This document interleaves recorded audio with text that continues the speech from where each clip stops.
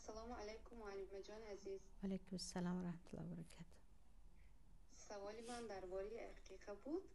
الحمدلله من با فرزندی سوم حامله دارم. یکم فرزندم دخترچه می باشد، دوم فرزندم پسرچه. ان شاء الله با قدرت الله اینم پسرچه خیلی گفتگو الله خودش بزرگ میدونه. من همین پسرچه که از این کلام هست 10 سال می باشد. ما حسابی که شرایط نبود عقیقه نکرده بودیم. حاضر اکن برای این میخوایم عقیقه کنیم برای که سایمش.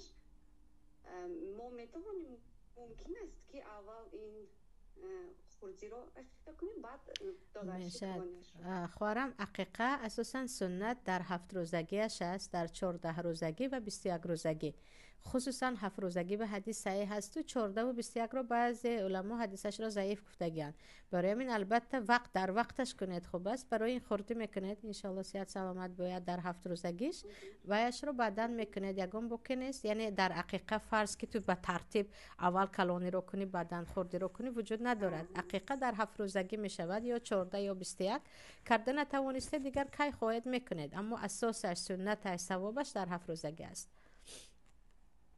حاضر من میتوانم که پیش از 14 سالگی این فرزندی پسرچی کلانیم را کنم یا با 14 سالگیش کنم بهتر؟ نه 14 سالگی نه وای 14 روزگی 7 روزگی 14 روزگی 21 از 21 روزگی گذشته در لکه وای وقتی عقیقه گذشت اما کنه ثوابش رو میگیره.